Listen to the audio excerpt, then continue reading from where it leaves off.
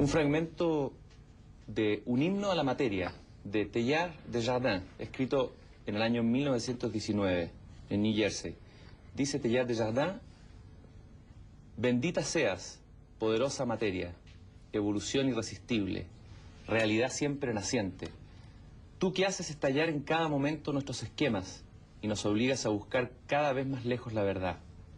Bendita seas, universal materia, duración sin límites, éter sin orillas, triple abismo de las estrellas, de los átomos y de las generaciones. Tú que desbordas y disuelves nuestras estrechas medidas y nos revelas las dimensiones de Dios. Bendita seas, materia mortal, tú que, disociándote un día en nosotros, nos introducirás por fuerza en el corazón mismo de lo que es. Sin ti, materia, sin tus ataques, sin tus arranques, viviríamos inertes, estancados, pueriles, ignorantes de nosotros mismos. Yo te bendigo, materia, y te saludo, no como te describen, reducida o desfigurada, los pontífices de la ciencia y los predicadores de la virtud. Un amasijo, dicen, de fuerzas brutales o de bajos apetitos, sino como te me apareces hoy en tu totalidad y tu verdad. Dice Teilhard de Chardin en el año 1919. Y para hablar de la materia, de la vida y de otras cosas, está otra vez con nosotros, después de 3 años, Francisco Varela, a quien le agradezco su presencia en La Belleza de Pensar. Gracias, Francisco, por estar aquí de nuevo en Chile y en esta conversación. Encantado. Bueno, esta cita que escogí no está escogida inocentemente, porque leí por ahí que una de tus lecturas o de tus libros que leíste, no sé si de pasada, en un momento en tu formación universitaria, fue justamente Teilhard de Chardin. A ver, ¿qué te parece esto que te acabo de leer? Mira, yo efectivamente cuando era joven estudiante de medicina, estamos hablando del año 64, 63, 64, en mis aventuras de lecturas para médicas y para biológicas, porque yo hice algunos años de medicina antes de pasarme a ciencia, en un interés de leer y de pensar. Efectivamente, trabajé durante un año entero en un seminario con un hombre bastante especial que tiene este país, que es un jesuita, se llama Arturo Gaete, especialista en Hegel. Y con Arturo teníamos un seminario así chico, por allá abajo en la casa de los jesuitas, ¿cómo se llama? Almirante Barroso. Y efectivamente hicimos una lectura al detalle de un libro clave de Teilhard de Chardin que se llama El fenómeno humano, que es un largo argumento en el mismo sentido de lo que tú acabas de leer. Esta especie como de la idea fundamental de Teilhard, ¿no es cierto?, que hay un punto alfa que sería la materia, pero esto se trasciende en un punto omega que es el fenómeno númico de Dios. Bueno, a mí leer a Teilhard me fue al mismo tiempo, tuvo dos efectos. En primer lugar, un efecto muy positivo, porque me hizo agrandar mi perspectiva, pensar los fenómenos de la naturaleza y los fenómenos de la biología. En el caso de Teilhard, mucho de antropología y de arqueología, como tú sabes. Y al mismo tiempo me hizo ver que precisamente ese no era mi camino. Que Teilhard tenía en mis orejas, pero eso yo lo vine a elaborar un poco más tarde, lo que me parece precisamente la dirección equivocada en el entendimiento de lo que es el fenómeno del mundo, el fenómeno del universo, materia y no materia, pero el fenómeno de lo natural, llamémoslo así, la naturaleza. ¿Por qué? Porque en el fondo, con el tiempo, lo que yo he aprendido a tener es una especie de temor y temblor, de un respeto así desde las tripas para arriba de lo que es el fenómeno, la fenomenología, el aparecer, las cosas, aún las más chicas, las burbujitas del vaso, y ciertamente lo que yo experimento y los ciclos, esas son cosas que tienen una riqueza y una profundidad enorme, y que uno le hace un flaco servicio imponiéndoles detrás, como hace Teilhard de Chardin, una especie de grilla de lectura, que es la grilla teológica, que en ninguna parte aparece este ente trascendente. En el caso de Teilhard no hay ningún misterio, es un ente trascendente monoteísta, con una figura que viene de la tradición bíblica y cristiana.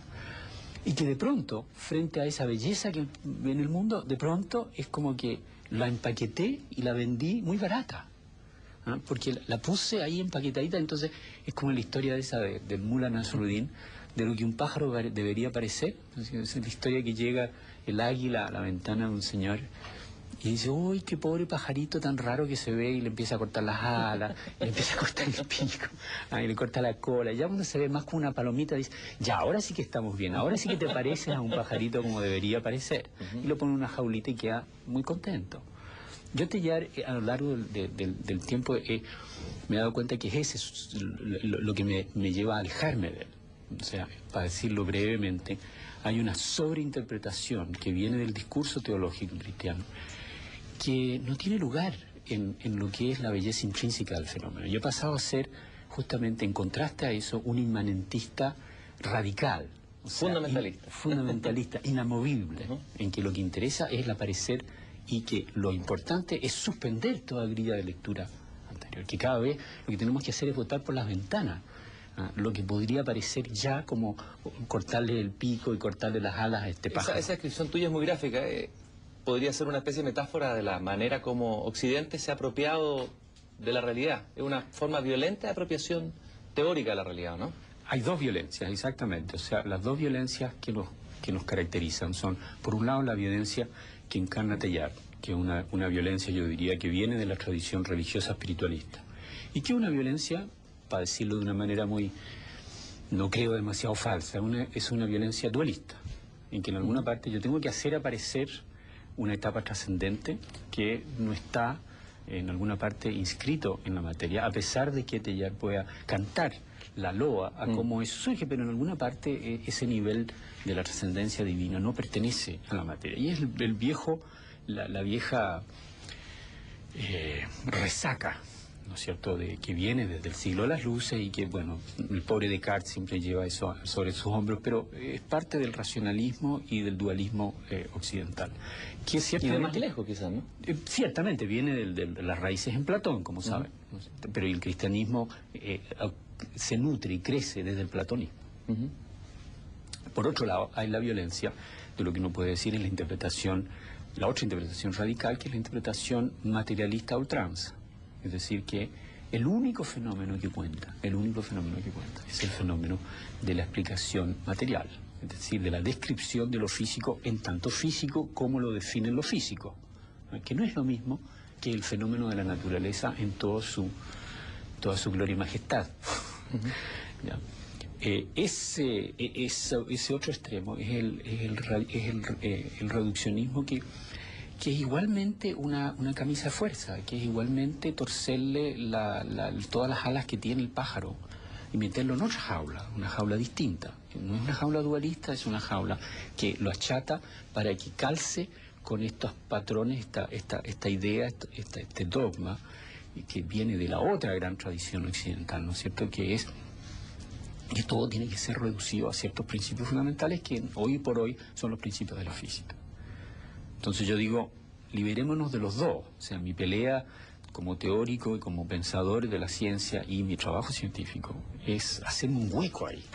Ahora, cuesta liberarse, es decir, a ver, la liberación ya se ha producido, se está produciendo en la ciencia de punta, pero lo más difícil es la liberación en el sentido común.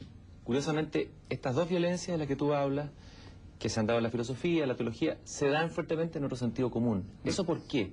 Porque estamos predispuestos, digamos, cognitivamente a entender la realidad de una de esas dos maneras, a reducirla de esa manera, y nos cuesta mucho más, la otra manera implica un grado de evolución mayor. A ver, dos comentarios. Primero, yo diría que cuando tú dices que ya la ciencia ha superado eso, no es cierto, Cristian. En mi lectura de la ciencia contemporánea hay una verdadera ambigüedad, una oscilación entre lo que son tendencias antirreduccionistas, por ejemplo, en los dominios de la evolución, o en los dominios del estudio justamente del cerebro y de los fenómenos cognitivos y mentales, o al interior de la física, y luego toda una corriente al interior de esas mismas disciplinas que tira todavía hacia un reduccionismo o un cientificismo, que sería lo mismo, muy clásico. Entonces, no demos la pelea ganada antes de ganarla. Yo creo que incluso en algunos campos los síntomas de superación, de ir más allá de ese pensamiento reduccionista, son débiles. ¿no? Y es todo un debate. Recién en los últimos 10 años tú encuentras textos, por ejemplo, de filósofos que hablan de la mente o de la conciencia, que toman explícitamente una posición que se llama una especie de extraño pájaro, que se llama un materialismo no reduccionista. Lo que en cierta manera es la cuadratura del círculo, y por eso que es una posición inestable. Ahora, sí han habido avances en los últimos 30 años importantes. Cuando tú presentaste tu primer, me acuerdo, paper, donde Iván Illich, creo que te publicó un texto por primera vez, ¿o no fueron los primeros? O sea, en ese momento, digamos, la capacidad de escuchar esto era mucho menor. Hace 30 años, claro. Iván fue un capítulo más bien de las interfaces culturales. No, pero los primeros textos científicos y los libros de esta posición, es cierto que eran mucho más marginales, hoy día no lo son, pero tampoco, lo único que quería decir es que tampoco está ganado el espacio, ¿no? Todavía hay una tensión. Ahora, sobre el público, yo creo que lo que pasa es un poco siempre lo mismo, que las ideas de punta, ¿no es cierto?, las revoluciones científicas tienen un tiempo de percolar a el sentido común, porque el sentido común se nutre de lo que lee, de lo que la gente dice, de lo que aparece en los textos. Los estudiantes leen textos que tienen material que viene de hace 20 años. Entonces, naturalmente, hay una evolución muy lenta. Ahora, ciertos fenómenos sociales facilitan esas especies de irrupciones, así el año 68, suponte tú. Curiosamente, fue un fenómeno así como que el coco de la gente se abrió abruptamente, pero después viene una especie de periodo de consolidación y de tirar hacia atrás. Entonces, yo no creo para nada que esta interpretación de mirar el mundo sea una cosa de una predisposición del ser humano. No, es un fenómeno histórico caracterizado por ciertos eventos y hitos de la historia en Occidente. Y que si uno frecuenta, por ejemplo, otras tradiciones, ¿no?, las tradiciones dichas del este, pero pensemos en la tradición específica, en la tradición japonesa o ciertas de las culturas budistas, que son las dos que yo conozco un poco más. La predisposición es otra. La gente parte de otra comprensión de las cosas, que no tienen nada que ver ni con, por ejemplo, la idea de una teología trascendente. Es muy extraña. A mí siempre me hizo reír ese comentario del Dalai Lama, muy inocente, cuando conversando con unos religiosos cristianos, le dice, bueno, porque ustedes tienen la teoría de Dios, ¿no es cierto? Muy bonito eso. Sí. Muy respetuoso. La teoría de Dios es una teoría para él. No la experiencia. No es la experiencia. En cambio, el sentido común en Occidente es que Dios es una cosa perfectamente razonable. O sea, como que uno cree entender lo que es. Y la verdad es que, bueno, obedece a un contexto histórico, tiene un contenido, por cierto, pero está tan metida en los huesos de la gente que no da lugar a reflexión. Lo mismo pasa con el materialismo. La gente puede ser muy cristiana y al mismo tiempo ser de un reduccionismo, pero a ultranza. Y lo único que le hacen confianza es a las pastillitas, por ejemplo, al momento de mejorarse. Que es un gesto de materialismo de lo más bajo que te puedas imaginar. Claro, ahora, tú hablabas por ahí en uno de tus libros, ahí en El Fenómeno de la Vida, en uno de los artículos, hablas de que las ideas, al hacer un balance, una historia de tus propios pensamientos, de que las ideas se encuentran con un tiempo, encarnan en un tiempo. Evidentemente, cuando tú con Maturana hablaban de autopoiesis, había ese contexto histórico, era un Chile un poco loco, desbocado, claro, que invitaba a la locura, al sueño, tenía esa parte por lo menos. Exacto.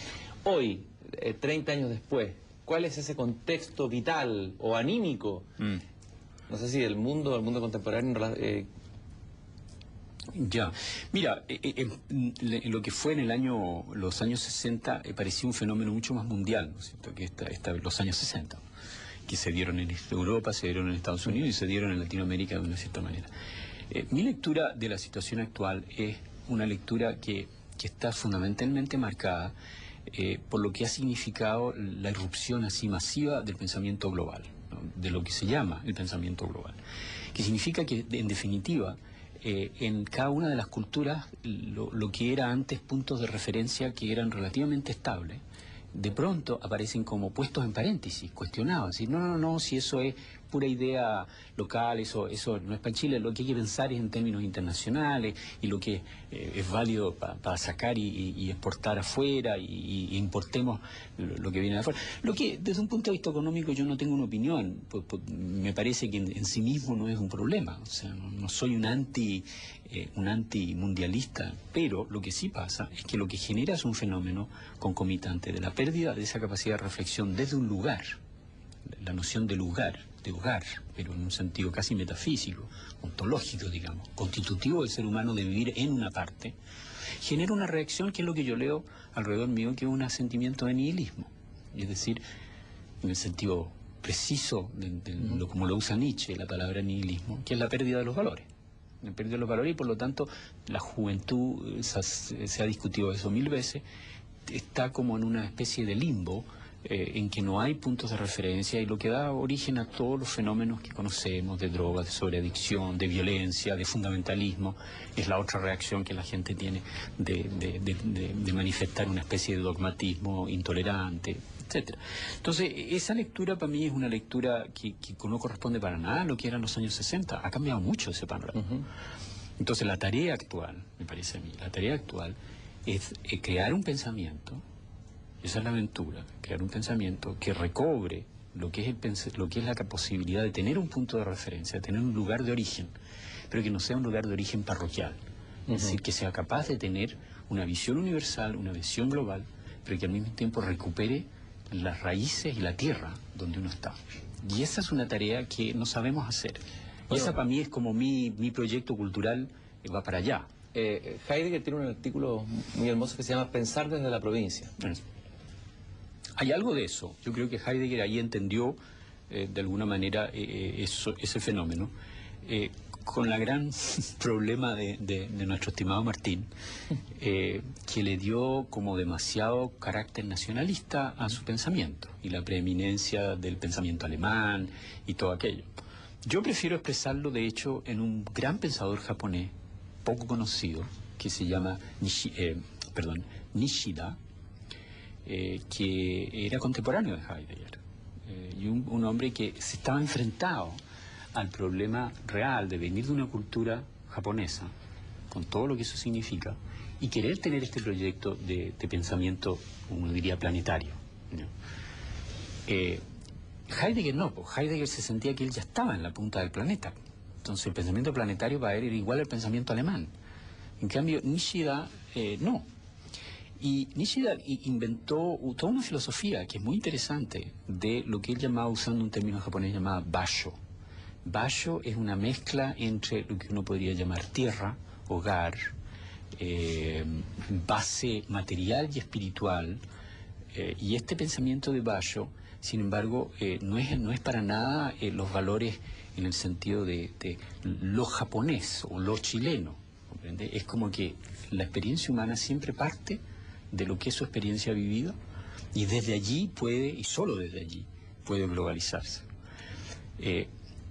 Ahora, para decírtelo, sí, estamos volando más o menos a 2000 metros, ¿eh? Sí. Pero ¿por qué no? Sí. Yo creo, por lo tanto, que, y eso es una de las grandes cosas que me gusta de Nishida y que no veo en Heidegger, que esa manera de entender el basho, que supera el parroquialismo, pero que se abre al pensamiento planetario, pasa por reentender las raíces de lo que uno es como ser humano, por el redescubrimiento de nuestra experiencia. Y en cierta manera, por lo tanto, y paradojalmente a lo mejor, el futuro cultural pasa por un reencantamiento de lo que es la vida espiritual. La vida espiritual entendida como la constante revalorización de lo que uno vive momento a momento. Porque ahí está la fuente de la vida, no está en las empanadas y el vino tinto, es en que el hecho de que los chilenos, como todos los seres humanos, tenemos una tierra desde donde experienciamos. Entonces no hay que confundir lo particular con el origen. Localismo criollista, claro, burdo. Claro. Son los dos extremos. Los dos Y extremos. una teorización abstracta Que lleva al desapegada. nihilismo. Claro, que lleva al nihilismo.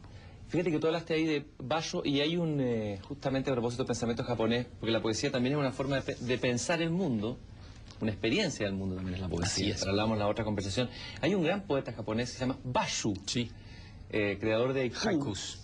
Hay dos cosas interesantes en esa experiencia, la haiku y en Basho, que Basho es una persona muy ligada a su tierra y a su tiempo y a lo local. Él recorría su país a pie y iba escribiendo su poesía y pensando a partir de las conversaciones con la gente común y corriente y con los lugares. Y sus poemas, por otro lado, son formas de pensar experiencialmente lo que está sucediendo aquí y ahora, dicho poéticamente, ¿no? Claro, y el ejemplo, por eso no es casualidad de que Nishida sea, me da por llamarlo Nishitani, eso fue su alumno, que Nishida sea un japonés, porque en Japón esa manera de reinvestir la experiencia viene del carácter de la estética japonesa y sobre todo muy fomentado por la tradición del budismo zen, a la cual todo esto, y Nishida lo dice explícitamente, él tiene una formación que está inspirada en el budismo zen, que tiene justamente, como todas las tradiciones budistas, pero en particular la japonesa, esa valorización de lo inmediato. Entonces el haiku, eso es lo bonito que tiene, ¿no es cierto? Que es como, ¡pum!, como una especie de destello del momento vivido y que nos hace como despertar al momento vivido propio. Y estoy de acuerdo contigo, esa es una manera de pensar, pero una manera de pensar que no es comunicar una idea, es invitar a un despertar a lo que uno tiene allí de manera inmanente. Quizás sería interesante que me explicaras un poco cómo es tu conexión con Merleau-Ponty con la fenomenología, que hay como una ruptura ahí.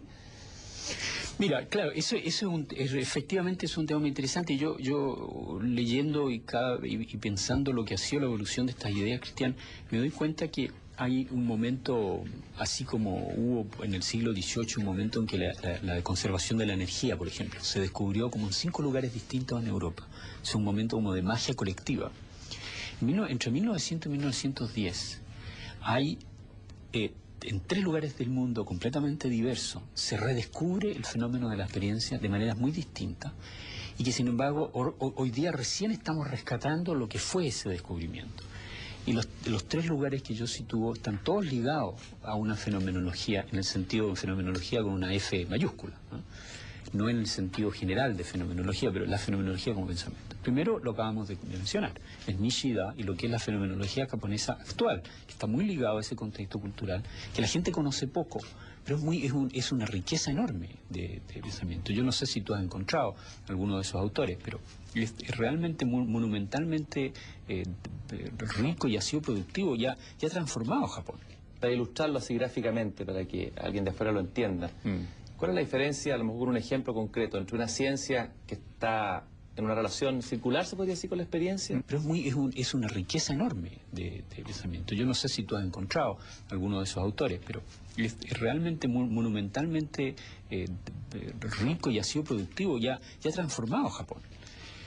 El segundo es lo que fue en Europa en esos mismos años el trabajo del fundador, que normalmente se le asigna a un fundador de la fenomenología, que es Edmund Husserl, que tiene su giro fundamental por ahí entre 1900 y 1905, digamos, en ese comienzo del siglo.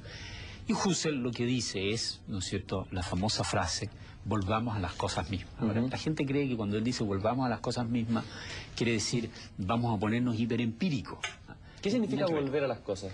Claro, eso, no es volver como a un empiricismo naïve, al revés. Las cosas mismas es justamente el aparecer en tanto tal, no el aparecer ya con unas lentes de lectura, de lo que decíamos al comienzo, que es el problema de Teilhard, que ya tiene su grilla de lectura para el fenómeno. Lo que dice Husserl es, lo que tenemos que aprender es a suspender todas esas maneras de leer que ya están, que son pensamientos habituales, que vienen con todo un condicionamiento cultural. Y aprender, y ese es el método fenomenológico, por eso lo llaman la reducción fenomenológica, el poner entre paréntesis lo que yo creo que es, para remirar constantemente el fenómeno y darle toda su voz. En el fondo es escuchar al fenómeno. Hay un fenómeno de parar la oreja, a través de liberarse de lo que aparece como grillas de lectura. Eso yo lo había invitado Heráclito en un comienzo, cuando habla de oír. Claro que él llamaba a oír pero el oír era muy importante desde el comienzo en la filosofía. Esto se ha pasado, yo te podría también decir que en una gran medida los grandes pensadores del siglo V antes de Cristo, tercero y hasta el séptimo en India, en Tibet y en China, hicieron lo mismo a partir de la experiencia budista. Pero como estamos centrándonos un poco en lo que son las culturas que son accesibles a la gente, por eso hablo de la filosofía occidental. Y Husserl tiene ese contexto, él viene de lo que es la historia de la filosofía en Occidente, heredero de Kant, ¿no es cierto?, fundamentalmente. O sea, su pelea es con Kant. Y ir más allá de esta racionalización y reconstrucción de los a priori fundamentales de los que habla Kant. Y a través de eso la filosofía desde los griegos.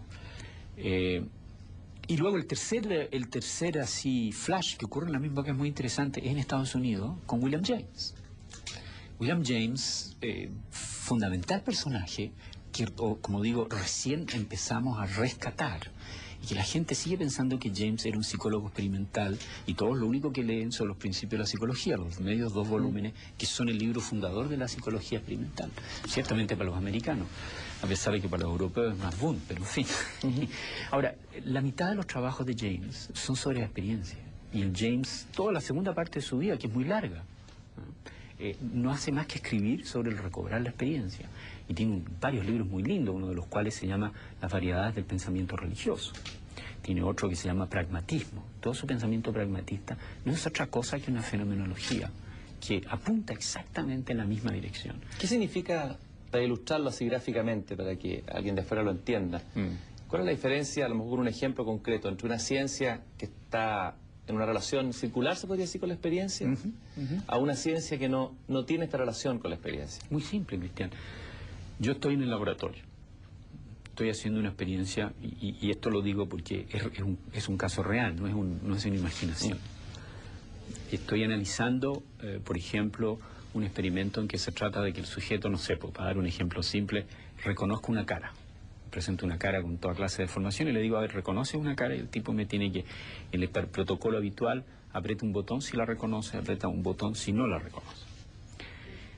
Y se ha hecho mucho trabajo al respecto. Hay grandes resultados de medidas del cerebro, de imágenes cerebrales, como entender cómo los circuitos funcionan. Todo eso está muy bien. Pero si yo miro esto, ahora tomo un paso atrás y digo, bueno, pero ¿cuál es el fenómeno? ¿Cuál es todo el fenómeno? No una parte, sino que todo el fenómeno. Bueno, parte del fenómeno es que ese sujeto además tiene una experiencia de lo que le pasa cada vez que yo le presento la cara. Y esa experiencia no queda resumida en apretar un botón. Es obvio, ¿no? Entonces, la ciencia, que tiene respeto por la experiencia, lo que va a hacer es ir a buscar también cuáles son los resultados, las observaciones, las descripciones, es decir, la fenomenología que le aparece a ese sujeto, que le aparece cada vez que uno le presenta, por ejemplo, ese estímulo. Y ese es un protocolo que estamos, por ejemplo, trabajando en el laboratorio, lo que yo llamo un poco así, con patúo, ¿ah? Yo llamo la neurofenomenología. Esa palabra pomposa. Claro, porque sí. Es como... Bueno, pero al mismo tiempo es en serio, porque se trata de recoger, no esconder, no dejar debajo de la mesa otra parte del fenómeno, que es al fenómeno a lo cual el sujeto tiene acceso. Yo tengo acceso con mis electrodos, mis máquinas y qué sé yo. Pero ¿por qué voy a dejar afuera la otra mitad del fenómeno? Entonces, ves tú, ese tipo de trabajo en el que uno pone atención a que cada vez que yo presento algo, le doy al sujeto la chance de hacerme una descripción. Y lo que es más, y esto es muy importante, escojo sujetos que sean capaces de tener un entrenamiento, de hacer una descripción de su propia experiencia, porque esto es un tema constante en mi discurso. No es dado al hombre saber cómo describir y explorar su experiencia así nomás. No es una cuestión inmediata, es un aprendizaje. Entonces, una ciencia que incorpora las dos cosas, es una ciencia que tendría igual respeto por las dos fuentes de fenómeno. Una a la cual yo solo tengo acceso por mi experiencia y la otra a la cual yo tengo acceso de una manera más tradicional, digamos en tercera persona, en vez de en primera persona. Entonces, eso es una especie de gran frontera que está recién abriéndose, y eso te da una mutación fundamental en la ciencia, Cristian. Bueno, volviendo a Nietzsche, podrá ver que me gusta mucho Nietzsche. Curiosamente uno de los pocos filósofos, hay muchos filósofos que uno ya no lo puede leer ya. A mí por lo menos me pasa, leer a Kant o Hegel, no sé, me hace mal, me hace mal a la salud. Pero Nietzsche me hace bien. Sí. Y Nietzsche habla, a propósito, de un pensamiento que hace bien y hace mal, que hay un pensamiento que enferma. Otra de las cosas a las que hace volver la mirada es al cuerpo, que el pensamiento también se da con el cuerpo. Y ese es otro aspecto y dimensión de la que nos hemos alejado violentamente, ¿no? Me gustaría que habláramos un poco de la corporalidad, que también ha sido otro tu centro de atención. Bueno, para mí la corporalidad va con lo mismo que decíamos, Cristian. Es decir, si retomamos algunos de los hilos de lo que hemos conversado, ¿cierto? Esta idea de que uno no puede, para evitar este nihilismo ambiente, hay que volver a encontrar las raíces, y que no son raíces de lo local, de lo criollo, etcétera, sino que son las raíces de la base misma de la experiencia, de donde viene la experiencia, y por lo tanto lo esencial de volver a poner al centro de nuestras preguntas la experiencia y no darle esta especie de prioridad de carácter VIP a la materia en tanto tal. Hablas por ahí, usas una imagen, hablas de danza. Habría una suerte de danza, para usar esta imagen, una danza entre una identidad que es bastante volátil, de la que vamos a hablar después, y una realidad, una permanente danza, ¿no? Claro, porque en el fondo esto de volver a la Tierra es volver a la Tierra de una Tierra que no es sólida, o sea, es constante, es generosa, pero no es sólida, no es estable, está constantemente cambiando. Entonces, habituarse a esa impermanencia es parte del aprendizaje, es parte de la sabiduría también. Pero es también aprender que esa experiencia no es una cuestión derivada. O sea, ¿cómo decirte, Cristian? Es increíblemente fuerte, ¿no es cierto? Yo creo que estás de acuerdo conmigo, esta tendencia que tiene el pensamiento habitual de decir, la materia es sólido, ¿no? Y la experiencia es una cosa como etérea, es fumosa. Cuando en realidad, si nos paramos un segundo a pensar, si suspendemos, en realidad la experiencia es algo que viene antes. Yo no puedo entender el fenómeno del mundo, ciertamente no puedo entender lo que es estar vivo, aún los vivos allá, los perros, las células, las amebas, a menos de que yo esté vivo. Eso viene, el título de este libro... Viene una frase muy hermosa. Claro, este libro que se llama El fenómeno de la vida tiene un intertexto, y ese intertexto es un fenomenólogo alemán contemporáneo, que acaba de morir, que se llama Hans Jonas, que tiene un libro muy lindo que se llama justamente El fenómeno de la vida. En la cual él dice, desarrolla esa idea fundamental que yo digamos, en mi propio pensamiento yo también había aparecido, sin haber leído a Jonas, que lo encontré recientemente, y dice, solo la vida puede conocer la vida. Se podría decir que Occidente ha sido un pensamiento muerto sobre la vida. Mira, no, es un pensamiento que no es muerto porque todos los pensamientos mirados desde ese punto de vista son pensamientos vivos, pero hay un esfuerzo en el pensamiento de escribirle todo el peso de la explicación y el peso de la base de las cosas a este universo físico que es un universo muerto. Entonces, es muy curiosa, es una paradoja que la historia de la ciencia reciente en Occidente es como que hoy en día es una de las cosas que yo digo en la contratapa de este libro. Dice, lo que tenemos que decir es evitar caer en la tentación dominante de partir del universo impersonal y muerto de la física para luego verse forzado casi a contrapelo a rescatar ahí lo vivo, cuya especificidad es lo individual, lo creador de significado. Es muy paradojal eso, o sea, que tenemos que ir como a contrapelo. Estamos vivos, pero tenemos que hacer un esfuerzo de imaginar cómo a partir de la materia puede surgir lo vivo, cuando en realidad lo vivo es lo que ya estaba, estamos siempre ya ahí. Y por lo tanto lo que hay que cambiar es esa presuposición de que ese universo muerto y sí impersonal es la base de las cosas. Como que congelamos la realidad, ¿no? Y esa es la tendencia fisicalista que nos domina y contra la cual yo me peleo consistentemente.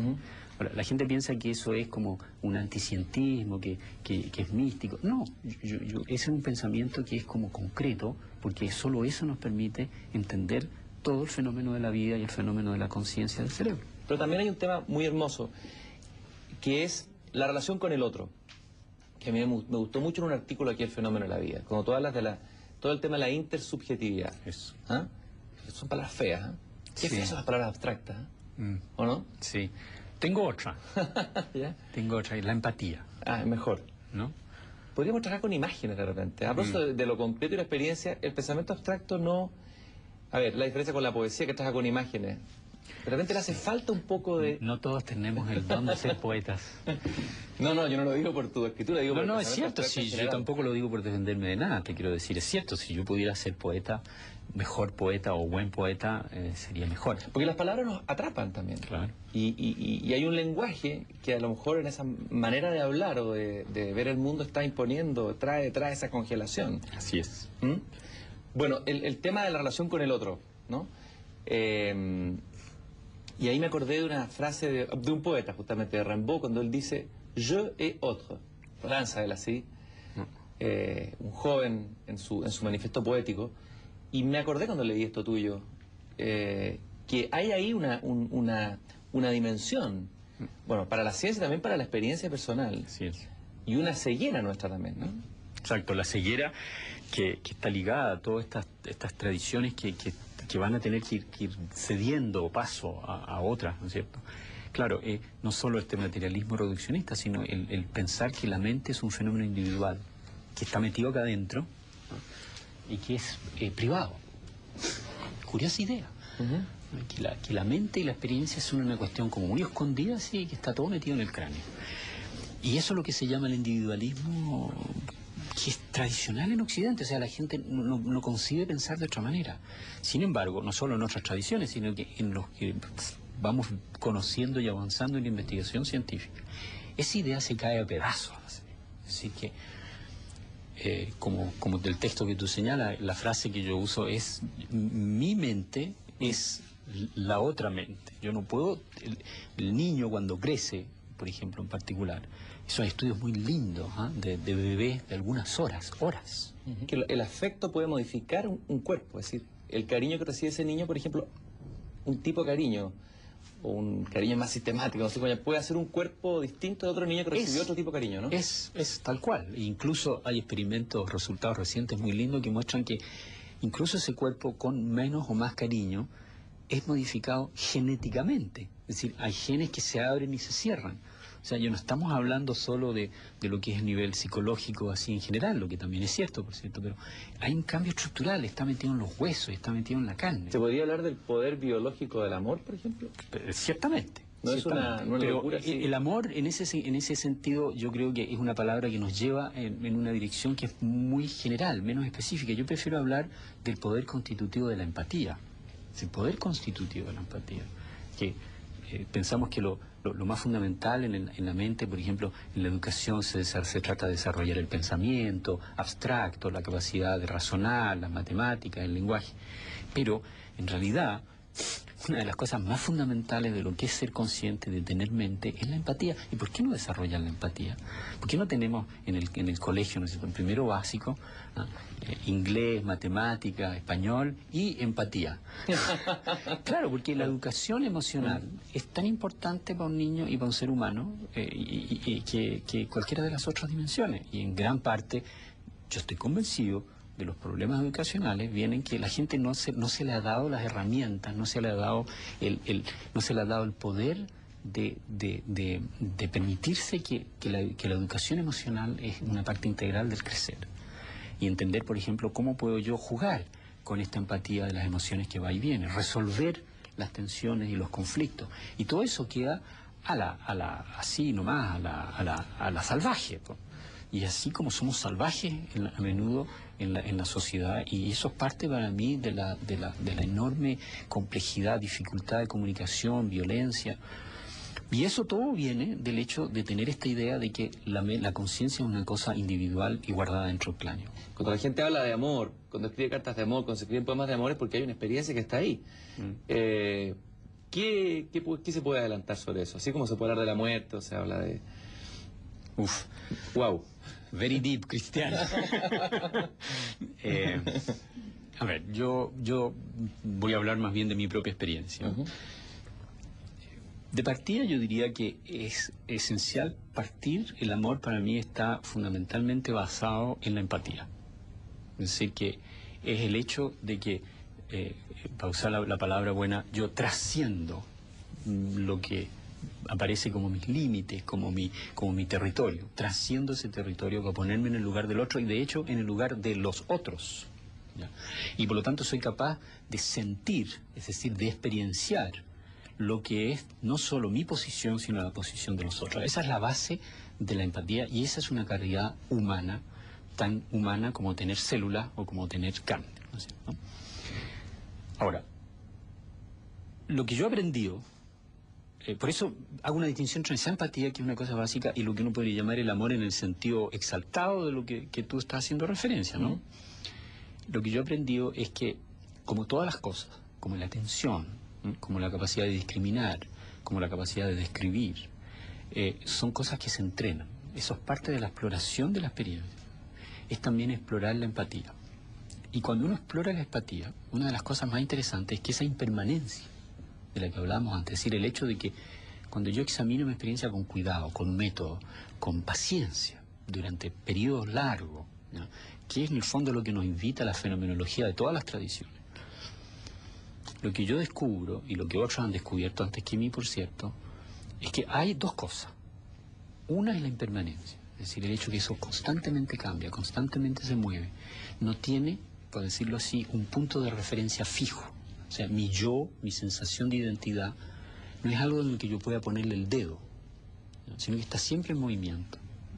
Y eso es lo que en la buena tradición de la fenomenología budista se llama el carácter, bueno, la traducción es mala, el carácter vacío de la identidad, pero que en realidad la palabra shunya, que viene del sánscrito, ¿no?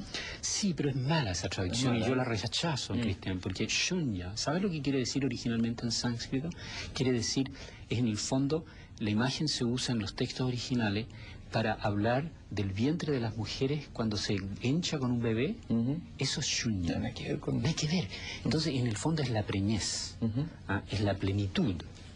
¿Ya? Es lo que está tan lleno que en el fondo es sobreabundante. ¿Ya? Esa es otra palabra muy bonita que viene de San Juan de la Cruz, de hecho, que es la sobreabundancia. A mí me gusta mucho eso. Entonces, el mundo es sobreabundante. O sea, nunca yo puedo como agotar, de decir, ya, esto soy yo, aquí estoy. No, desborda. ¿Ya? Es tan lleno, es tan hiper relacionado y determinado. Entonces, eso es muy bonito, ¿no? Eso es como descripción ontológica del mundo, como base para una metafísica. Es genial, porque es como una especie de visión muy femenina del mundo, como esta sobreabundancia del mundo. Pero lo bonito es que al mismo tiempo que mi identidad, mi experiencia tiene esa sobreabundancia, se acompaña de dos cosas, de dos características, no una sobreabundancia así como en el aire, ¿ya? Tiene dos características. Por un lado, tiene inteligencia, es decir, yo conservo mi capacidad de discriminación. Aunque hay un flujo permanente, hay una inteligencia que permanece. Y esa es lo que llama, en la buena tradición budista, el carácter despierto de la conciencia. Y que también aparece en la fenomenología de otras maneras. Lo que, por ejemplo, Eugen Fink, un discípulo de Husserl, llama la capacidad del observador general, él lo llama. Y en alemán como término, pero eso es lo que quiere decir, que esa inteligencia sigue el fenómeno. Tal inteligencia y al mismo tiempo, y eso es como un descubrimiento que otra vez hace temblar para mí, y junto con la inteligencia hay la empatía en el sentido de la empatía calurosa, el sentimiento de ser tocado en la emoción por la presencia del otro y la existencia del otro. Entonces, la compasión, la empatía, tienen una profundidad tan grande como este carácter de vacío, de sobreabundancia de la experiencia. Y el amor para mí se funda sobre eso. ¿Sí? El amor es la manifestación constante de esas dos cosas, de la inteligencia y de la empatía profunda, que va más allá del tú y yo, que es casi constitutiva a la base misma del... Estamos hablando palabras gordas, pero del ser. O sea, como que el ser es al mismo tiempo inteligente y no individual, es decir, compasivo, es decir, tiene ese carácter de empatía muy abierta. Entonces, cuando tocamos el amor, cuando uno se enamora, cuando uno ama a los otros, cuando uno es solidario, cuando uno piensa en la importancia que los otros estén bien, son manifestaciones de esa misma capacidad humana. Son tremendamente reales. Tremendamente reales y tremendamente no podemos alienarnos de eso. Esa es la maravilla, esa es la buena noticia, es que eso está siempre allí. O sea, la dificultad es negarlo. Y desgraciadamente es así muy a menudo, ¿no es cierto? Y queda muy circunscrito, yo me preocupo de mi familia y no más allá. Llamas la atención sobre esta división típica que se habla entre cuerpo y mente en Occidente. A lo mejor tiene que ver con esto también. Esto se traduce, por ejemplo, también en la medicina, podríamos hablar de eso, ¿no? Se ha hablado mucho, vamos a tener otro tema complicado, se habla mucho, hay un sentido común, curiosamente, no sé si lo estaré escuchando, pelambres a médicos. La gente pela mucho a los médicos cada vez más. Hay como una disconformidad, a pesar de que la medicina ha avanzado y en relación a 30 años atrás han habido avances impresionantes, pero hay como una disconformidad de los pacientes o del sentido común de los pacientes frente a esta medicina, que aparece como muy soberbia y como la cara de un tipo de tecnología que viene de la ciencia. Sí es. Me gustaría que hiciéramos una reflexión ahí de la relación cuerpo y mente y cómo la ha enfrentado la medicina occidental y qué falencias tiene y qué podría ganar si enganchara con esta otra mirada.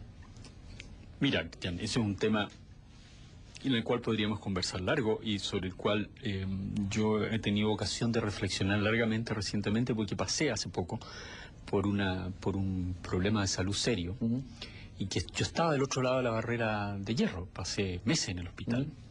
Y tuve que enfrentarme de manera vital, o sea, como una cuestión de vida o muerte con esta medicina. Así es que he tenido en los últimos 4 o 5 años muchísimas ocasiones de mirar ese fenómeno. Y efectivamente es así, o sea, lo que me pasó en mi caso, ¿no es cierto? Y la intervención médica, que finalmente fue una intervención muy bien hecha, técnicamente perfecta, y que ha sido condición fundamental para que yo pueda estar aquí. Sin embargo, para mí fue muy claro desde el comienzo que yo con los médicos podía tener un tipo de discurso. Es decir, eso tocaba mi experiencia de una parte de justamente de mi cuerpo, de mi cuerpo externo. Pero todo mi live, eso estaba completamente oculto para ellos. Ahí te das cuenta de exactamente eso. Y lo que al mismo tiempo yo me di cuenta es que yo tenía que rápidamente hacerme cargo de mi live. Es decir, de mantener mi calidad de sujeto vivenciante y de sujeto con experiencia.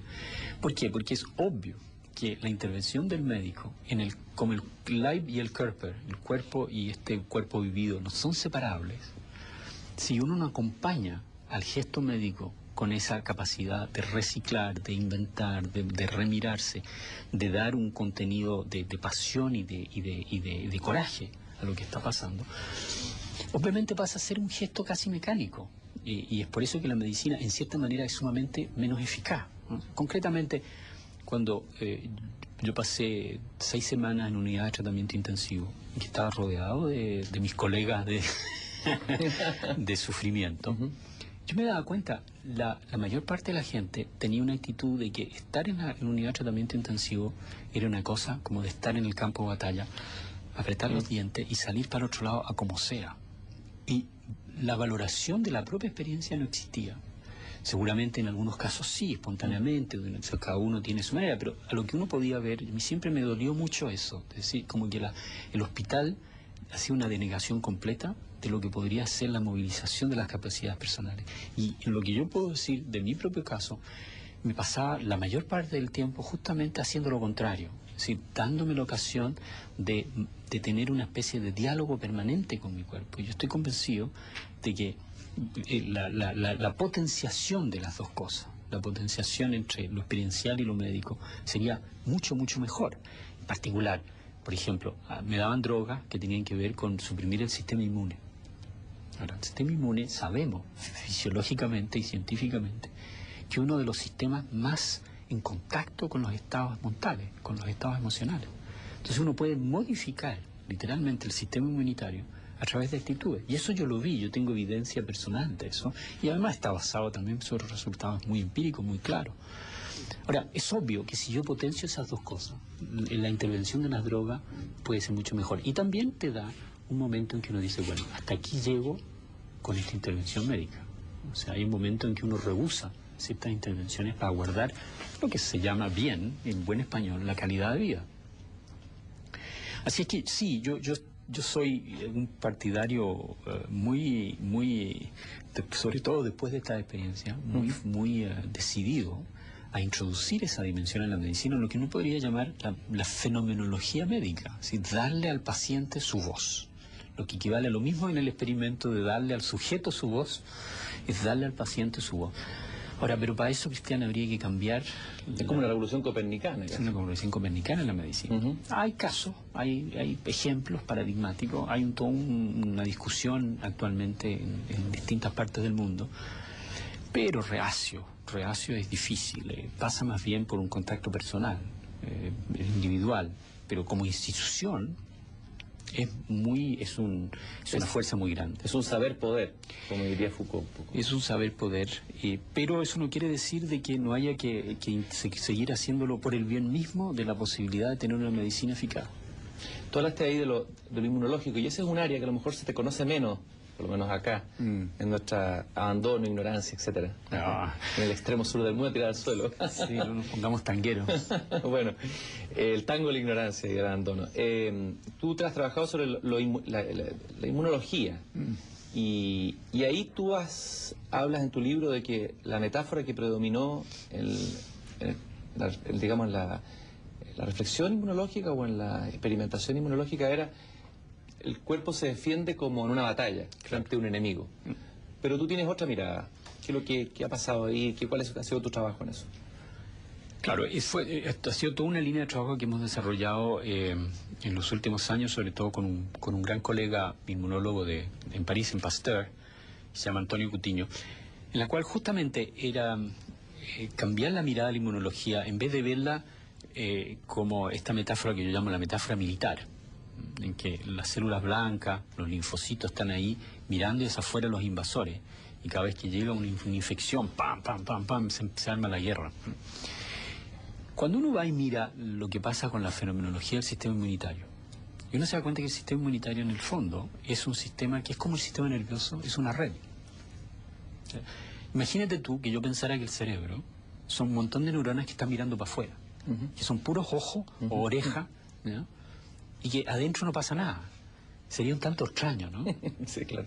Porque el sistema nervioso está en claramente una especie de maraña interconectada en que yo sé que lo que pasa adentro es mucho más importante que lo que viene de afuera, que son como pequeños cosquilleos, modulaciones, que obviamente son importantes, pero no son lo central, ¿no es cierto? Francisco, tú se te nota, se te sale por los poros, eres una persona mística. Yo sé que la palabra mística está muy manoseada, pero se transmite esa pasión que tiene que ver con la experiencia.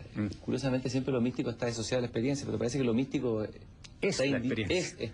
Es lo más experiencial que hay.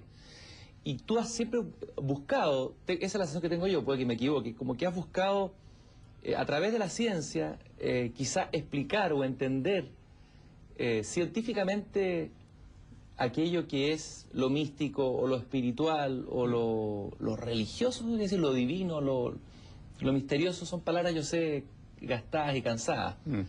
¿Qué es lo que tú has buscado? ¿Qué estás buscando ahí? Sí, para mí la palabra, ni la palabra mística ni la experiencia religiosa me representa mucho porque están tan connotadas, ¿no?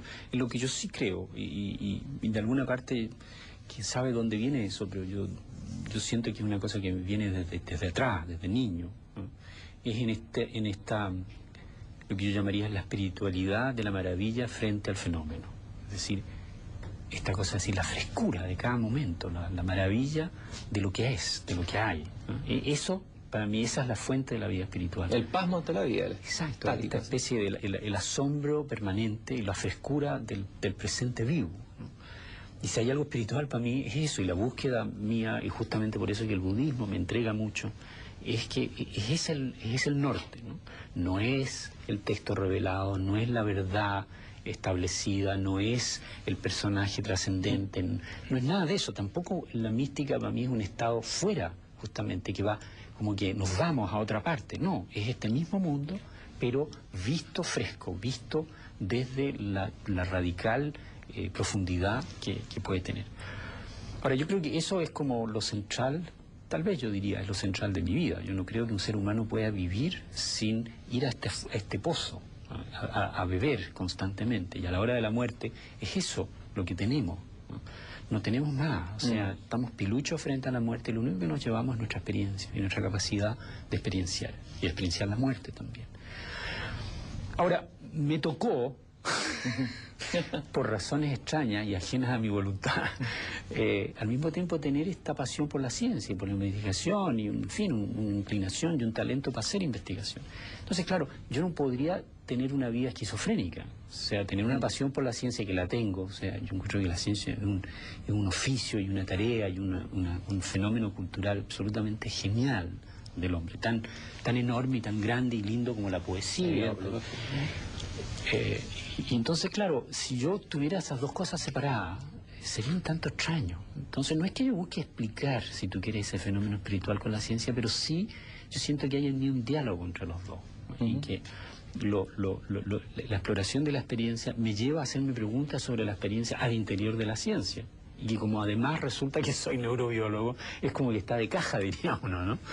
Y por otro lado, la ciencia también te da un rigor, te da una especie de escepticismo, de capacidad crítica, frente a lo que podría ser una cosa un poquitito más así, media blanda, o un poquitito muy llena de lindas palabras, pero que no tiene esa cosa concreta que me gusta a mí. Esa raíz. Esa cosa de decir, ya ven, muéstreme, ¿dónde? ¿Cómo? Hágalo.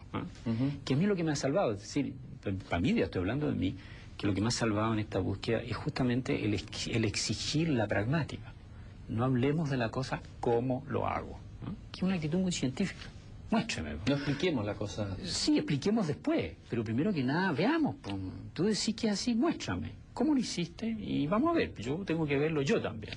Esa cuestión como medio de Santo Tomás. Sí, ver para creer. Claro. El viejo ver para creer. El viejo ver para creer, muy sabio. Bueno, gracias Francisco por esta conversación que ha fluido, creo, gratamente. Espero que para ti también. Absolutamente. Te quiero hacer un presente. Al final del programa es del periódico Noreste que auspicia este espacio, un periódico poético, un tanto loco, con noticias de ficción y de verdad. Qué bien. Oye, y a propósito... ¿Por qué se llama Noreste? ¿Ah? Es un nombre misterioso, tiene que ver con una dirección, tiene que ver con el viaje también. ¿Ah? Ya. Noreste es la vida peligrosa, por lo menos tenemos como una ahí la vida. Es un cruce entre pensamiento y acción. No separar el pensamiento y la acción, tal el sueño de ese periódico también. Muchas gracias. Pero lo último, justamente en ese periódico, esto es ficción, aquí te voy a tirar a un lado loco, fuera de lo... Puedes abstenerte de contestar si quieres. Imaginémonos en una situación ficticia, es un número que está dedicado a la muerte, justamente. Esto es totalmente ciencia ficción, que se descubre un día el gen que aísla o el gen de lo que produce la muerte y el hombre encuentra lo que se llama la inmortalidad o una supervivencia mayor de la que tiene. El hombre derrota la muerte científicamente. Y alguien te pregunta a ti, ¿qué sentirías tú ante eso? ¿Te sentirías feliz por la derrota de la muerte? ¿Encontrarías un triunfo del hombre? ¿O al contrario lo considerarías una derrota y una pesadilla? Sí, hay una diferencia, ¿no es cierto?, entre el derrotar la muerte como la inmortalidad y alargar la vida. Dos cosas radicalmente distintas. No podremos nunca, porque así es el mundo, tener fenómenos que son de una duración infinita. Por lo tanto, la muerte siempre estará allí. Ahora, podemos alargar la vida. Yo no tengo nada en contra. No veo por qué. Lo que sí me parece muy claro es que yo no quiero alargar la vida para tener una vida mala. Yo no veo el problema de alargar la vida si se puede tener una vida buena, es decir, vida con un contenido, con una cierta dimensión espiritual y una dimensión de solidaridad a los otros. Si alargar la vida significa yo continuar a pesar de todo defendiendo mis pequeñas parcelas, lo encuentro como latoso, por decirte. No me parece que nos añada nada. Pero no soy un antitecnólogo, no me produce ningún susto. Lo que me produce sí susto es cuando la vida humana se desgasta y se bota sin explorar todas sus posibilidades. En vidas cortas o vidas largas, ese es el problema de base. O sea, que sea más larga no me produce problemas si es buena, en ese sentido de buena. Ahora, como nunca podremos derrotar la muerte en el sentido último, es decir, que la impermanencia no nos va nunca a dejar la cola, eso en el fondo la condición humana seguirá igual. En tener que enfrentar y entenderse con ese fenómeno, con esa verdad que no se nos escapa nunca. Gracias, Francisco, por Gracias, Cristian. haber participado en esta conversación y bienvenido a tu Chile de nuevo. Gracias.